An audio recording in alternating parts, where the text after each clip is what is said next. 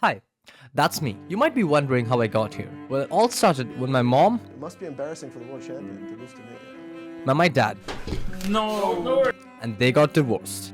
As Hans Niemann has filed a lawsuit.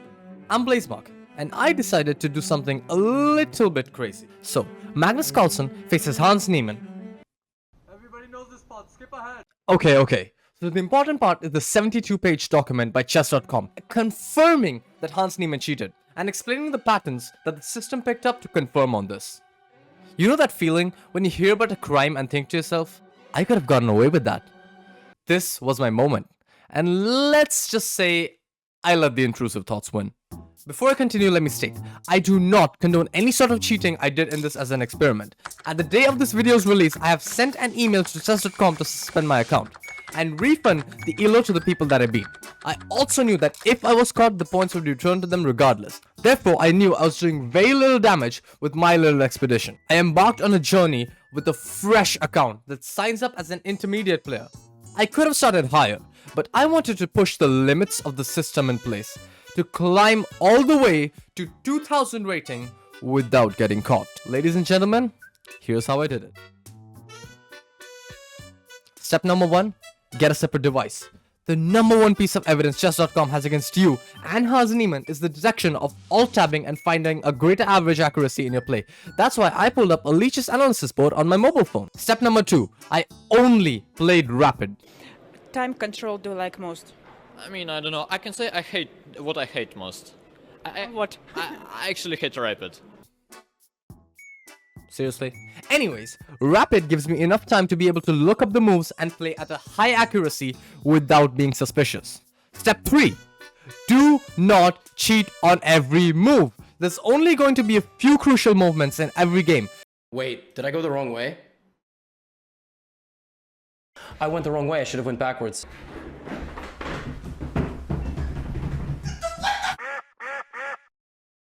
Use the engine to cross-check your own moves rather than copying it like the smart kid in an exam, since this will give you more realistic accuracy that might go undetected.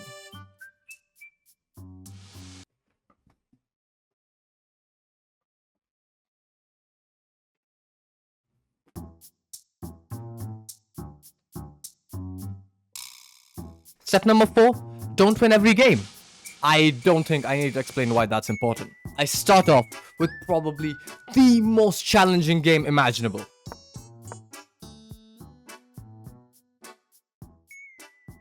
So I decided to divide my journey in 3 phases. Phase 1 is riddled with mistakes. I intentionally lose my second game to an 1172 rated player, which is uncharacteristic of someone with a 2000 rated potential. This also knocks me down, which gives me a rating of a little over 1500 after my first few placement games.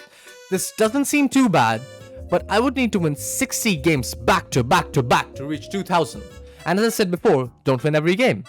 I also play a few games far too accurately as I figure out my game plan going forward. Phase 2. I step into the shoes of a 2000 rated player. I need a repertoire. I stick to what I usually play since I am a chess player. I choose the Italian, the Evans Gambit, the Alpine Counter Gambit, and the Rossolimo Sicilian. I did heavily consider the Stafford Gambit, so I could clickbait Eric Rosen. I haven't had this one in a while. Oh no, my queen! Someone call an ambulance. But not for me. But I decided it was far too sharp and would result in excessively high accuracy in order to win games. Phase 3, I'm around 1700 now, and have a few more tricks up my sleeve at this point. Most games I would give in a piece advantage and hold that to the very end. Therefore, I am not playing many endgames. So I start making sure that the advantage slips out of my hand a few times, hoping that they make mistakes as well. I also started playing endgames with no sort of assistance once the engine puts me in the driver's seat. I am a 1430 peak rated player and I am decent at endgames, so I should be able to convert them. So I managed to beat most 2000, sub 2000 players in an advantageous endgame. We're not going to talk about the moments where I completely blundered my advantage. Oh my god, we don't talk about those. We absolutely don't talk about those. You don't. Wait, that got played? Wait, all of this happened. Wait, all of this happened. This is the actual game. Ooh. I keep saying both of their names for the other person. I don't know if Ludwig saw that after 95 there was Queen A1, but... Oh! He hung mates! Oh no! Oh my god! He hung mates! Oh! Oh, he's a god. As much as I would love to hype up to this big climax, this extreme climb, barely avoiding chess.com, honestly, there wasn't one. I was scared to death every time there was a chess.com notification. I was worried that was gonna be warned that we detect that you have been cheating. Please stop. It was just an advertise for chess.com premium. I already have that on my other account. I'm not buying it again, chess.com. You. But after that, it was smooth sailing throughout, and 2 months of chess later, I was at a sweet, juicy 2000 plus rating.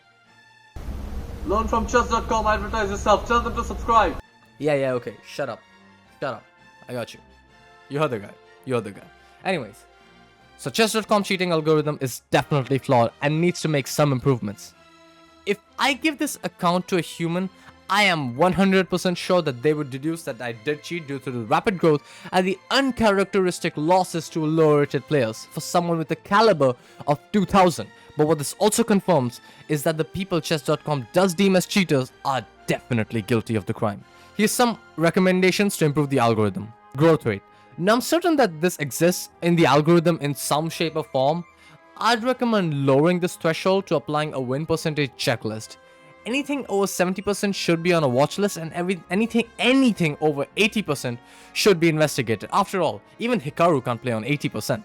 Next up is great or brilliant move accuracy.